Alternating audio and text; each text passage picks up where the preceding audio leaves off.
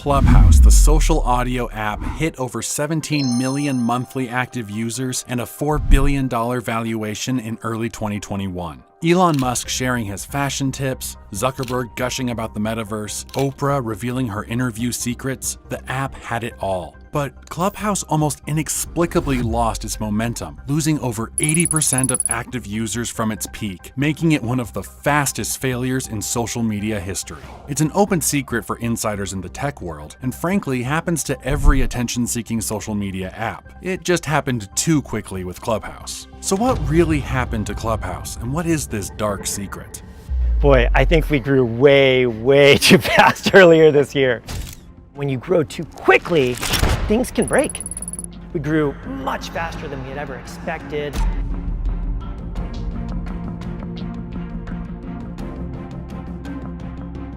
Paul Davison and Rowan Seth founded Clubhouse as an alternative to Instagram and TikTok. As a differentiator, they kept the platform voice only. This is because they wanted users to not worry about appearances like they do on Zoom and social media. Instead, they wanted people to connect and engage with others in real time.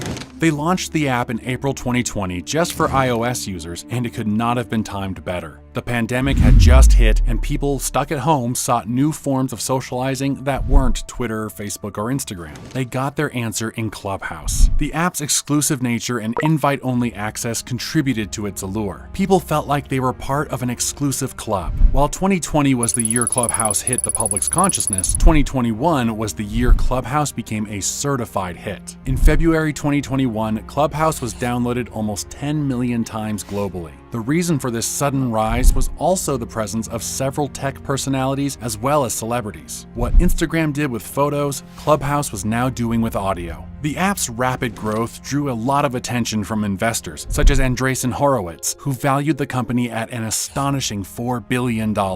However, in a few months, the viral app was going to face irrelevance, and the reasons weren't hard to predict in hindsight.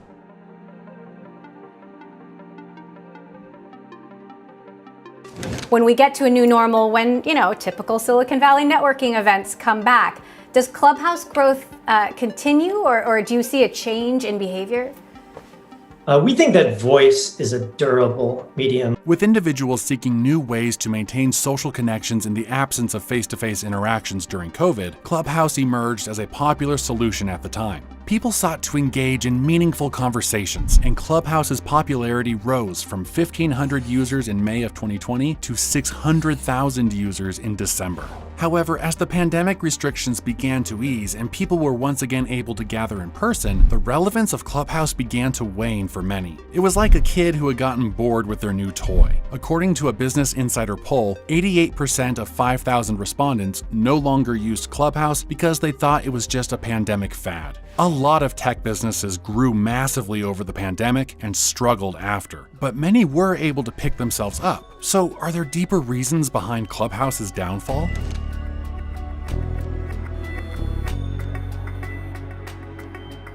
Our goal from day one has to build this for everyone. The diversity, the breadth of the community, it's the greatest thing about it. All successful social media apps have understood that engaging and retaining their millions of users is the key to building a moat and for long-term survival. But Clubhouse struggled to retain its users. Its active users were at its peak in June of 2021, just after the launch of its Android app, which also, by the way, took a really long time to launch. And it's all gone downhill from there. This is because for Clubhouse, it was all about its power users, i.e. influencers. We always say creator first. That is one of our big mantras that we have, and it guides a lot of our product decisions. It gave too much importance to influencers and celebs at the expense of regular users. It had an air of elitism all around it. You would have to be invited by someone who's in it already to be able to join. And if that wasn't enough, some people advertised a Clubhouse invite for as much as $1,000. Regular people struggled to gain a foothold on the platform, while well-known personalities with significant following elsewhere thrived.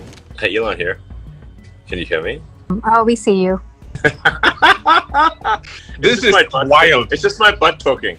When Elon hosted a chat room, his fans flocked to the app to listen and talk to him live. Elon took advantage, talking on a range of topics, including space travel, colonies on Mars, crypto, AI, and vaccines. He immediately drew an audience of 5,000 listeners, which hit the user limits permitted on Clubhouse. And it wasn't just tech and Elon. Hip-hop legend MC Hammer promoted his brand and dished out his unfiltered opinions on the rap music industry. Folks in the music industry found it a perfect platform to connect with their fan base. Ashton Kutcher, Kevin Hart, Oprah Winfrey, and even rapper 21 Savage tuned in to Clubhouse